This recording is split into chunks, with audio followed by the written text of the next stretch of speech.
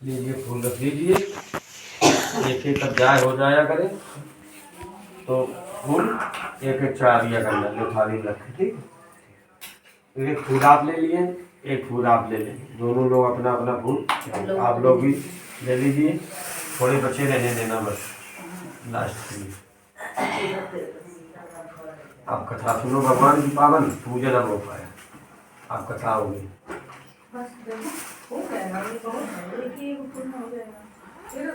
जब है चढ़ाओ 5-5 बड़े बगल में पेड़ है, फूल के पेड़ लगा रखे। अच्छा चलिए, अच्छी बात है। सर्वं नारायणं नमस्कृतं नरं चैव नरोत्तमं देवी सरस्वती व्यासं ततो जय मुदीयते। दीपक देखे रहना, जगते रहे चाहिए, बुझने नहीं चाहिए। ठीक है। सत्यनारायणं वन्दे कामदप्रभु लीलयाविष्टं येन तस्मै नमो नमः। अतुलितबलधाम में शैलावदेयं धनुजबल किशानं ज्ञाननामागरेण्यं सकलगुणनिधानं बालनानामधीशं रघुपति भक्तं बात जातं नमामि। गुरु सत्यनारायण भगवान। पहले अध्याय में सूत जी महाराज बता रहे, एकदा नैमिषारण्ये ऋष्या शौनकादया सर्वे सूतम पौराणिकम खलु।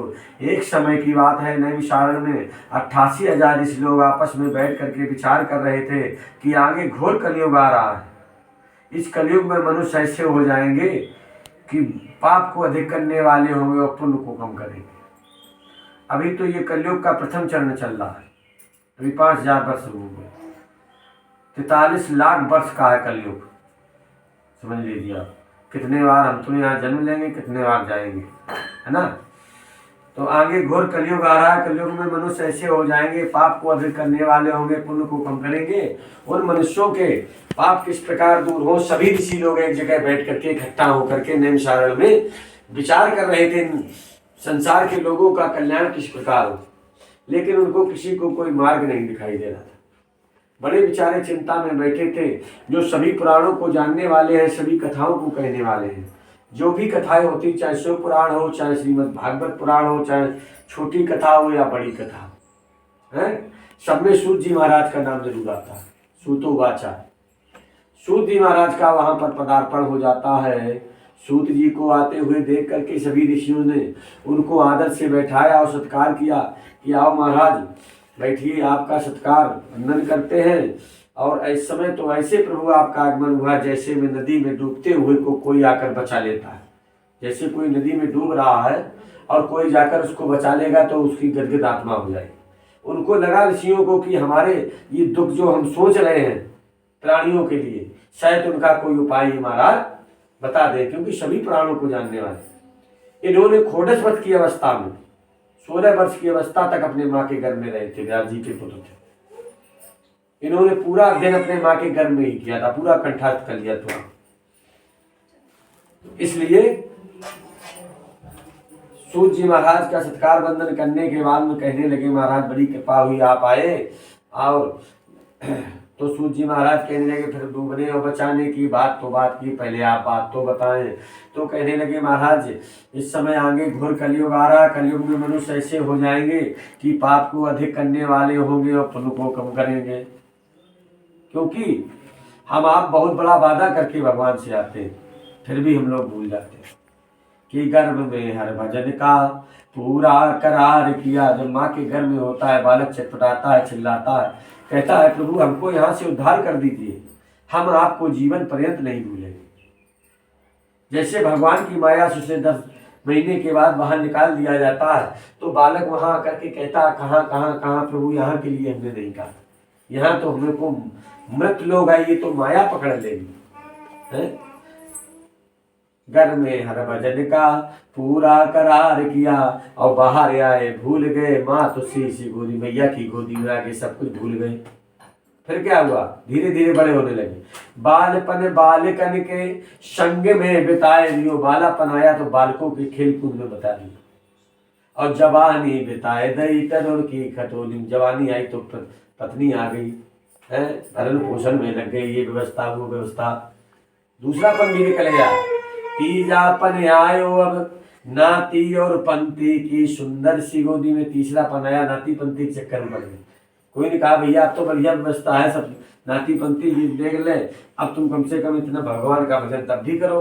आप वादा करके आए भगवान से और जाना उसी के पास है, सब यही रह जाना है।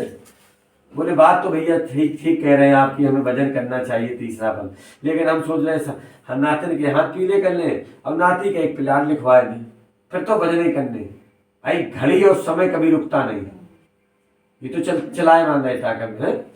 तो समय चल रहा था, तब तक क्या हुआ, चौथा पन आ गया। इतना ही सोचते सोचते प्लाट तो नहीं लिख पाया, नातिन के हाथ पीले नहीं कर पाए, तब तक चौथा पन लगा। चौथा पन आयो अब काले दस लीनो आए और धरे जात लाश काट की खटोली में। हम आप वादा करके आए, लेकिन चारों पन हमने आपके दिखा दिए। लेकिन जो भजन जवानी में है भगवान का, जो हमारी आपकी उम्र है, ये नहीं कहते भगवान की तुम 1 घंटा हमारे पास बैठो। 1 घड़ी आधी घड़ी आधी उसे पुण्याद, जो समय मिले भगवान के लिए, 1 मिनट 2 मिनट 5 मिनट 7 मिनट, हर चीज के लिए हम आप समय निकालते हैं। 7 बजे चाय चाहिए, अगर नहीं मिली तो सवेरे का खड़बड़ काट दे, है ना। हेलो मामूल पर आए, तुमने चाय नहीं बनाई। और ये समय भगवान के लिए कभी किसी ने, और भगवान का जब तुम्हें समय मिले तब हमारी पूजा करो, है। तो इसलिए सूत जी महाराज ने बताया, आप लोग धन्य हैं, आपने बहुत उत्तम प्रश्न पूछा है, कल्याण के लिए पूछा, संसार के हित के लिए पूछा। मैं तुमको बताऊंगा, हम आपको बताते हैं, ध्यान से सुनो। सत्यनारायणं व्रतं सर्वांगम संयोदिका दुख सौख्यम सौभागम संत तत्पदे। सत्यनारायण भगवान का एक पावन व्रत है, जो श्रद्धा पूर्वक प्रेम से भाई बंधुओं के सहित में करता है, इस लोक में सुख भोग कर अंत में भगवान के धाम की प्राप्ति करता ही यह पावन व्रत है। और एकदा नारदो योगी पुनराकांक्षा पट विधानम। एक समय नारद योगी परलोक भले की इच्छा करते हुए अनेक लोगों को घूमते हुए मृत लोक में पधारे। ये मृत लोक है जहाँ हम तुम हैं। वहां पर नारद मुनि ने क्या देखा, जितने प्रकार के मनुष्य देखे वो नाना प्रकार के दुखों को भोग रहे हैं। ऐसा कोई प्राणी नहीं जो संसार में सब प्रकार से संपन्न और खुशहाल है।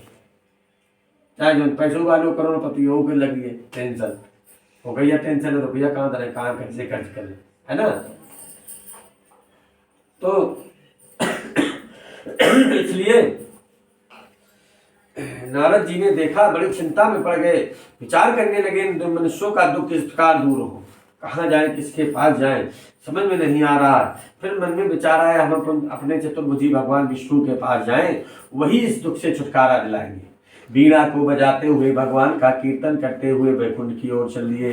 ये केवार कर तल कर बीणा अवगावती हरि गुण परम प्रवीणा।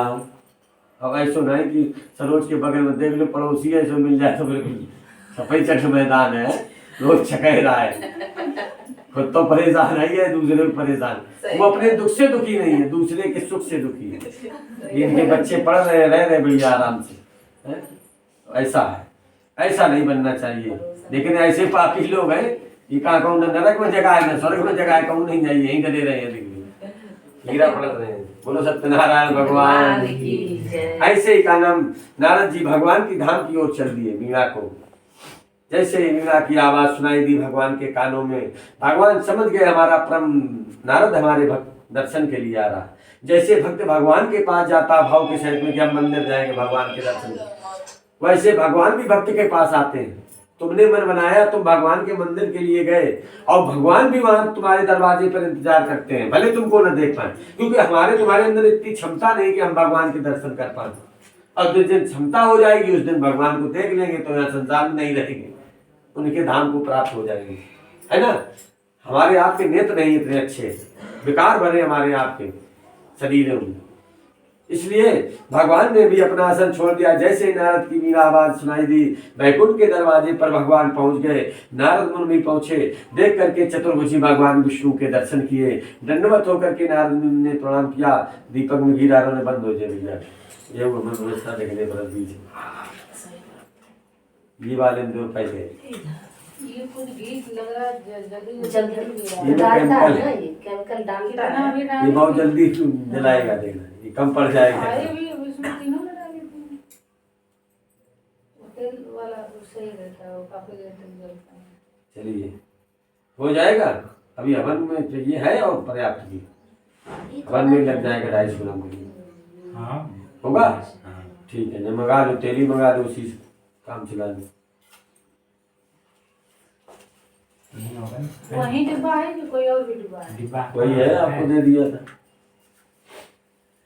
नहीं होगा। भगवान के नारद जी ने दर्शन किए, दर्शन करने के बाद में भगवान नारद जी से कहने लगे, आओ नारद तुम्हारा बैकुंठ में स्वागत है। वैसे तो तुम्हारी प्यार याद परमानेंट करते हो श्रीमन नारायण, लेकिन हमारे पास तुम तभी आते हो जब कोई बात फंस जाती है। जरूर कोई बात फंस गई, इसीलिए तो हमारे पास आए। जैसे ही नारद जी से ऐसा कहा भगवान ने, तो नारद जी कहने लगे, प्रभु जिस काम के वास्ते हम आपके पास में आए हैं, क्योंकि आप तो हर जगह व्यापमान है, क्योंकि हरि व्यापत सर्वत्र समाना और प्रेम से प्रकट हो ये मैं जाना। प्रभु आप तो कड़कड़ में व्यापमान, फिर हमसे कुछ पूछना चाहते हैं?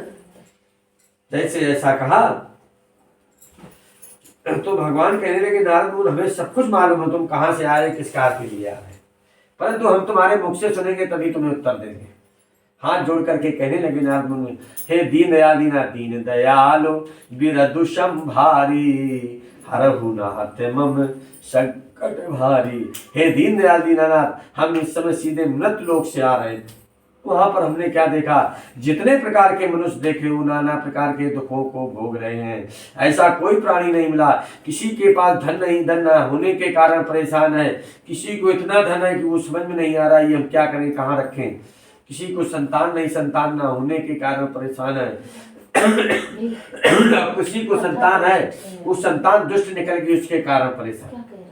सबसे ज्यादा तो हमें ऐसे लोग दिखाई दिए अपने दुख से दुखी नहीं, दूसरे के सुख से दुखी है। तो कृपा करके उनके वास्ते कोई छोटा सा उपाय बताओ जिससे वो कर सके। छोटा सा उपाय वो बहुत बड़े फल को देगा। जैसे ऐसा कहा तो तुरंत का नाम भगवान कहने लगे, नारद मुनि तुमने बहुत ही उत्तम तुमसे पूछा है, जो संसार के कल्याण के लिए पूछा, हम तुमको बताएंगे। स्वर्ग लोग और पृथ्वी लोग में दुर्लभ है, तुम्हारे स्नेह के कारण हम इस व्रत को प्रकाशित करते हैं। अभी किसी ने इस व्रत को प्रकाशित नहीं किया, इसलिए सुनो।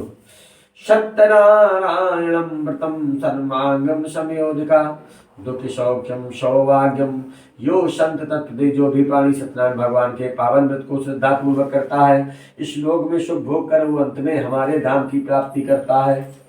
तब नारद जी को इतना बता दिया। अब नारद मुनि हाथ जोड़कर भगवान से कहने लगे, प्रभु किम फलम किम विधानम किम करोति समायते। हे प्रभु इस व्रत का क्या फल है, क्या विधान है, कैसे करना चाहिए, इसमें सामग्री क्या लगनी चाहिए और कैसे करना चाहिए, सब विस्तार से प्रभु बताए। तो नारद मुनि को भगवान बताने लगे। नारद मुनि कहने, सुनो नारद, जब भक्त की श्रद्धा भगवान पर हो जाए इसी दिन इस पावन व्रत को करना है। ये भगवान का व्रत है, ये तो हम तुमको कहानी सुना रहे हैं। अच्छे से भगवान का वेद मंत्रों के द्वारा पूजन हो जाए और अच्छे से हवन हो जाए, यही भगवान का पूजन व्रत है। ये तो हम तो कहानी सुना रहे, सबको जाना लीलावती कलावती थी। अच्छे से पूजन नहीं हुआ तो भगवान को पूजा स्वीकार नहीं। हमें एक बार 1 घंटा का ही लगाऊ पूजन में, 1 घंटा पूजन में लगे, आधा घंटा हवन में लगाएंगे, है ना। तो इसलिए यही भगवान का पूजन होता है। भाई बंधुओं को बुलाकर, इष्ट मित्रों को बुलाकर के भगवान का पूजन करना चाहिए। भगवान का सिंहासन सजाना चाहिए। 5 केले के खम्भ लगा करके, 5 ध्वजाओं को बांध करके, एक तोड़ बांध करके भगवान शालिग्राम की मूर्ति की भी चौकी में स्थापना करके वेद मंत्रों के द्वारा खोटोपचार से भगवान का पूजन करना चाहिए। पंचामृत में स्नान करा करके पनीरी का भोग लगाना चाहिए, पुए का भोग लगाना चाहिए। और ये भी ना मिल सके तो जहां पर गेहूं का चूर्ण ना मिले, जहां गेहूं की कम उपस्थिति होती है, वहां पर चावल के चूर्ण की पनीरी बना दें। शक्कर न प्राप्त हो सके तो गुड़ भी मिला सकते हैं। सवा शेर जितना हो, सवा मन तक जैसी श्रद्धा हो ऐसा प्रसाद भगवान को समर्पित करे। भाई बंधुओं को, इष्ट मित्रों को प्रसाद वितरित करे और भगवान के सिंहासन के सामने रात्रि भर जागरण करे। ऐसे जो भगवान का पूजन करते हैं, हमारा पूजन करते हैं नारद मुनि, इस लोक में सुख भोग करके अंत में हमारे धाम को प्राप्त करते हैं। इतस्य रेवाखंडे प्राणी सी सत्यनारायण कथायां प्रथम अध्याय। बोलो सत्यनारायण भगवान। बजा बोलती शंख बजा ले, नहीं बजा पाऊँ मगरू बैठो यार, आप बजा देती अंकुश शंख बजा लेते हो? बजा लो आप। आओ देखे तुम्हारे पहलवान बाबा यदुवंशी लाल। आओ पहले अभी अरे एक बार मजा आया तो फिर तुम अपनी बात कर रही है। हाँ चलाइए, एक अध्याय हो गया भगवान का, सभी लोग चलाए नहीं। हम एक ही जगह रख रहे तो फिर एक हाँ बार चला हाँ देंगे। ठीक। अब एक अध्याय हुआ, 5 अध्याय की कथा होती है भगवान की। अच्छा लग रहा है भगवान को? बहुत अच्छा।